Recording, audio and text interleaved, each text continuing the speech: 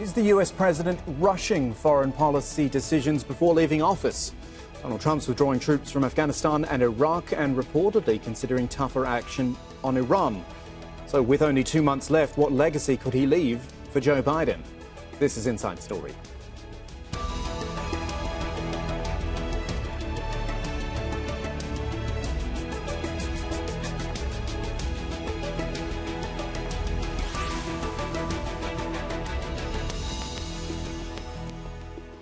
Hello, I'm Kamahl Santamaria. Promising to bring a country's troops home is the kind of thing which, in the right circumstances, can help win an election.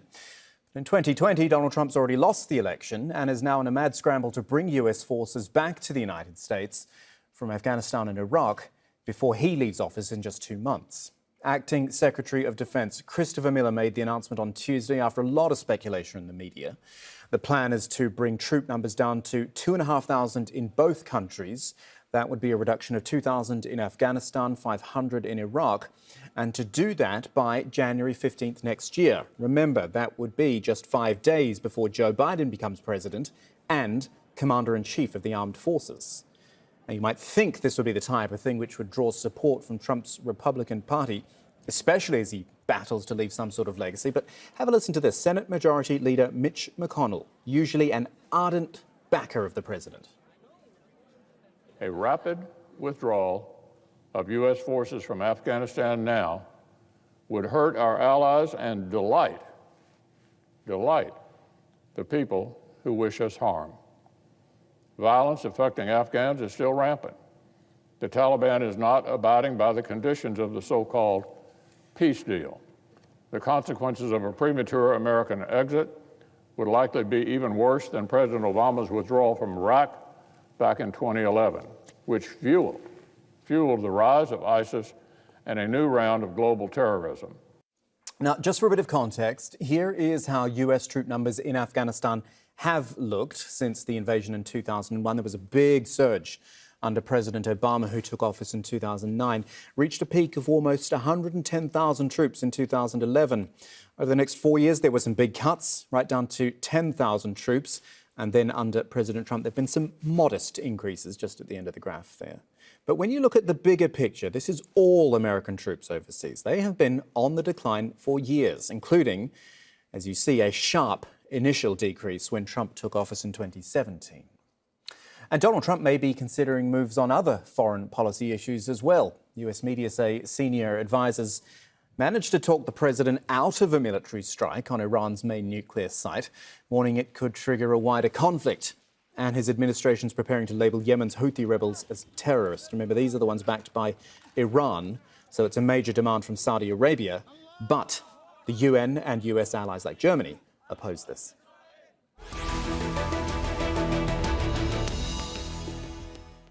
All right, so here's today's panel in Kabul. Mushtaq Rahim, who was the founding member of the Afghanistan Affairs Unit think tank. In Washington, D.C., Johnny Walsh, Senior Program Officer on Afghanistan at the United States Institute of Peace. And a regular contributor here in Doha, Marwan, Kabalan, the Director of Political Studies at the Arab Center for Research and Policy Studies. Gentlemen, thank you for joining us on Inside Story. Johnny, I'll start with you, seeing as this is where the stories come from the White House, from Washington. I figured there are two ways to look at this. You could either say this is Donald Trump doing what he always said he would, and in fact, what a lot of presidents say they will do, or he's just doing it because he's run out of time and he thinks, oh, I need something in these last 2 months. It's probably the latter, isn't it?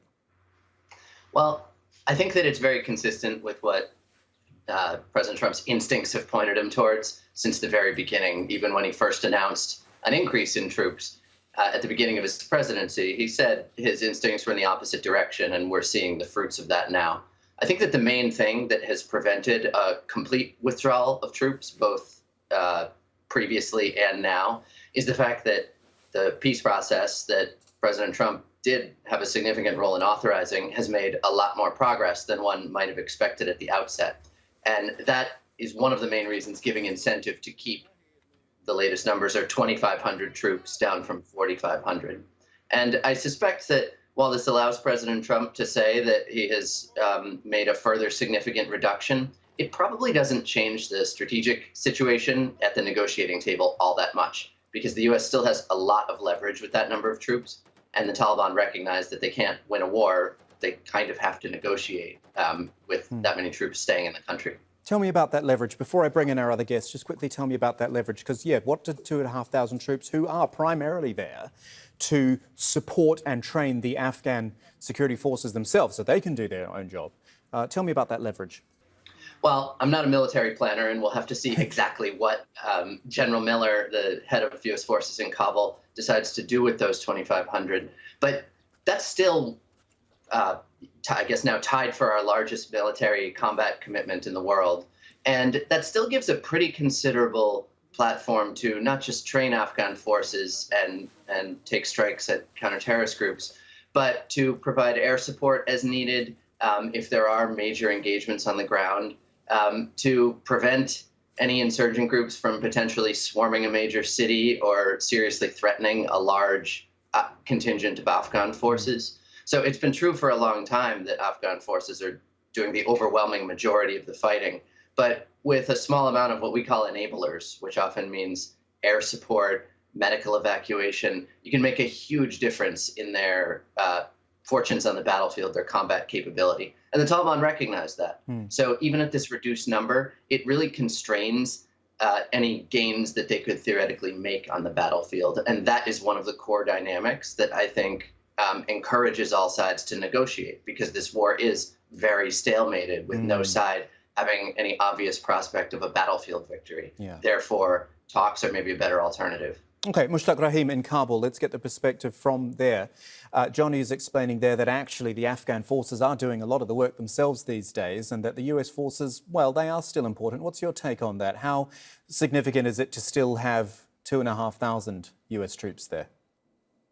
See, as far as the combat mission is concerned, or confronting the Taliban is concerned, we all know that since 2014, it has been all the Afghan forces who have been battling them and keeping at bay from all the military objectives that the Taliban have had after the 2014 military withdrawal of the international forces.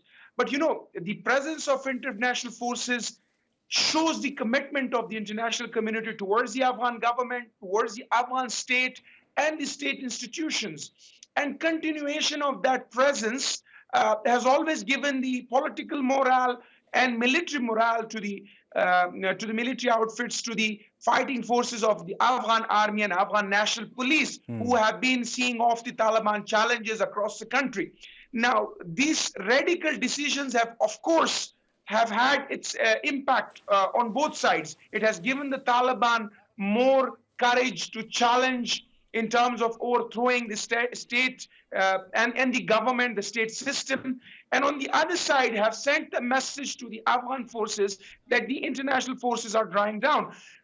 But considering the fact that we all recognize that Trump has been a personality with a lot of arbitrary decision-making, a lot of radical decision-making, and during his later part of his term, which is ending in a couple of months' time, there is a feeling in Afghanistan that he's giving his last-ditch effort to achieve at least something out of his term. So then do you agree, Mushtaq, sorry to interrupt you. As soon as the Biden administration is sworn in. Sorry to interrupt you. Do you agree then, Mushtaq, with the likes of NATO, some EU countries, Germany, who are allies of the United States and who are all voicing a lot of concern about this drawdown and saying it needs to be done in a more measured way?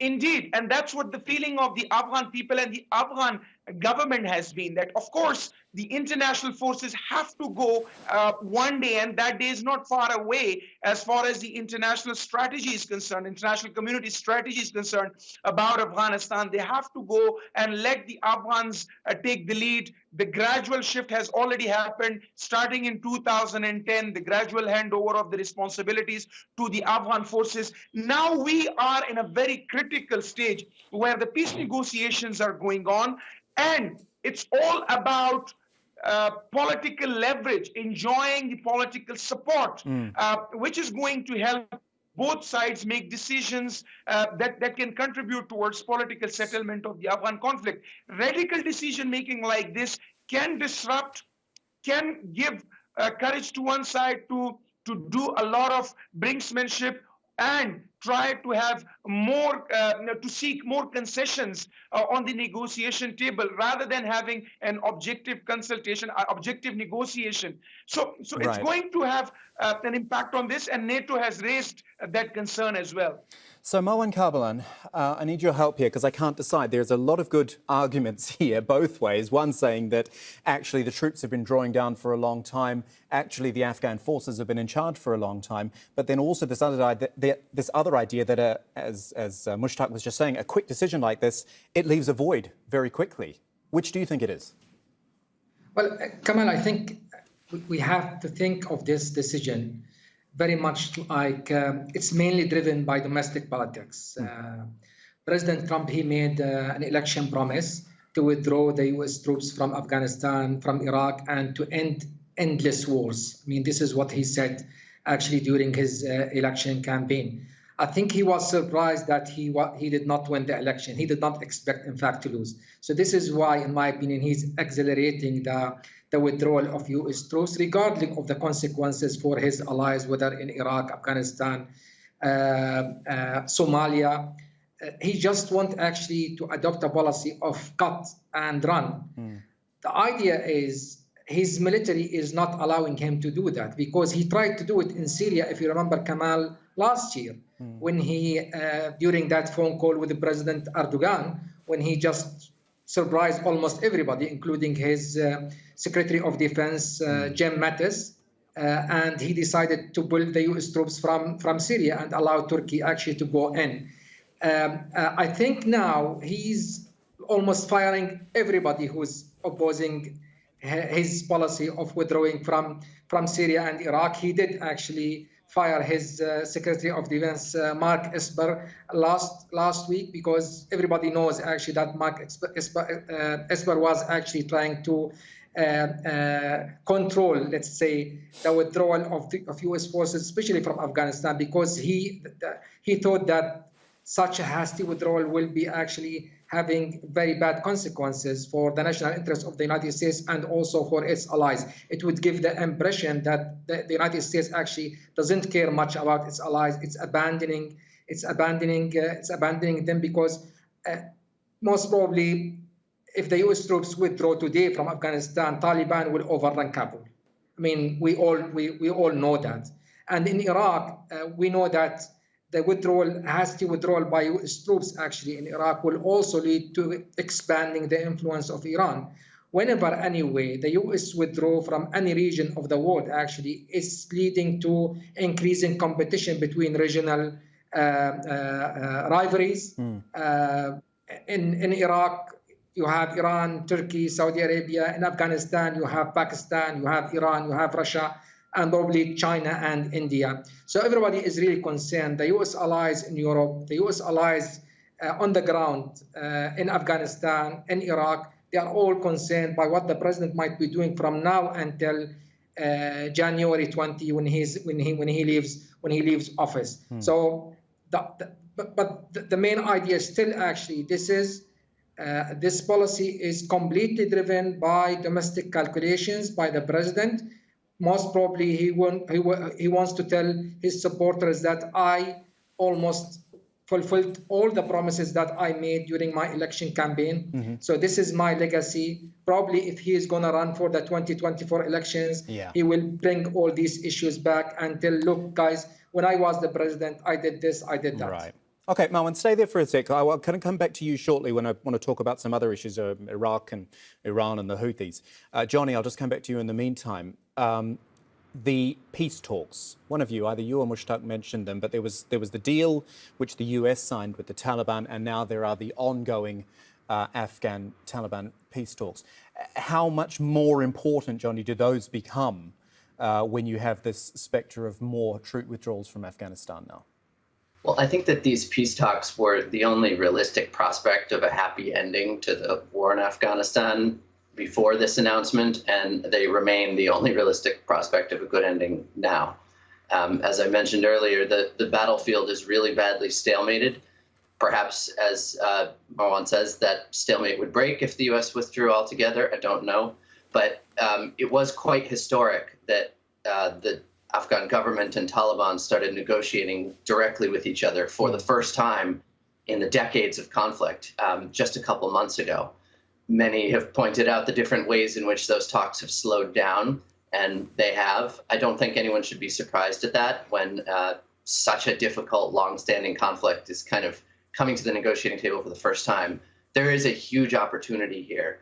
And the U.S., with this smaller presence, I think still has quite a bit of leverage, as I said, on both sides to keep nudging them towards a deal. Ultimately, of course, the sides have to make their own decision. No external party can make it for them on whether they want to explore peace. But this will take time. It will take months and months. At the same time, it's the most important thing going on the Afghan political scene, and it really does have some chance of ending this conflict in due course. Mushtaq, I was looking back at the deal which the US and the Taliban signed. I think that was back in February. And part of it was saying the US would agree to a full withdrawal within 14 months if the Taliban were to keep its commitments. Two quick thoughts from you. What are those commitments? And are they being kept? And in fact, would this drawdown of further troops actually help the situation potentially, or in theory?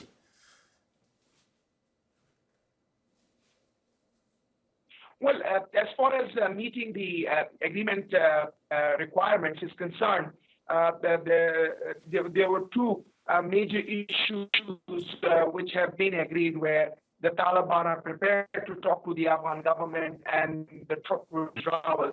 But you know, the level of in the violence in Afghanistan over the course of last 6 months has put everybody off, and the belief that was attached to it, the hope that was attached to the ongoing peace process has severely been damaged, because people were expecting that with the progress on the negotiation table will result in reduction in violence and allow the positive vibes to get stronger and get strengthened as far as the Afghan conflict context is concerned. But unfortunately, we have seen significant spike in all parts of the country where the Taliban have really challenged the Afghan government, and they have tried to take over major cities. So that was the sort of situation in which we are living right now. And as far as this agreement is concerned, you know, there were a couple of issues where they said that the Americans agreed that the troops will withdraw if the situation allows and the security situation allows, and the Taliban breaks up with the Al-Qaeda and other international terror organizations. But then we see there were people targeted. There was a news report coming out in the local media that one Al-Qaeda member was targeted inside Afghanistan. There was a UN report that suggested that the connections still continue to remain active between the Taliban and Al-Qaeda. This has created a situation where the feeling is that once Biden administration comes in to the peace process, they takes it over from Trump, they will review the whole process. And that's the expectation of the Afghan government as well, because they see that Trump administration conceded so much ground to the Taliban, emboldening them in terms of not agreeing to any terms and really challenging the legitimacy of the Afghan government. The belief is that the Trump administration will change this, although the current peace process will continue.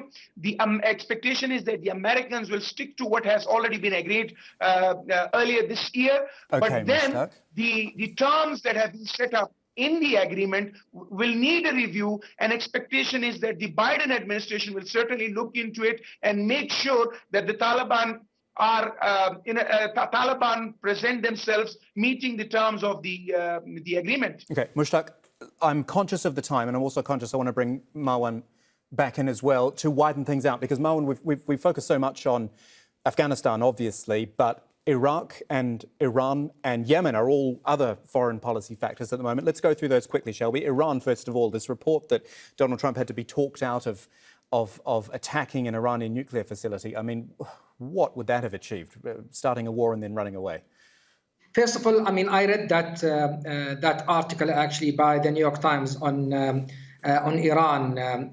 Kamal, there are two versions of this story. One said that it was actually the National Security Advisor who presented the options to the president, including military action against Iran, and the other, which the president actually refused to look at. And the other version actually says that it was Trump actually who ordered to bring him options to deal with Iran. Regardless, I don't think that Trump is going to use military action against Iran at his waning days. This man, for the past 4 years, in my opinion, he has been very reluctant to use force in his foreign policy. Most probably he will go for tightening sanctions on Iran. Most probably he might be going for cyber attack on Iran.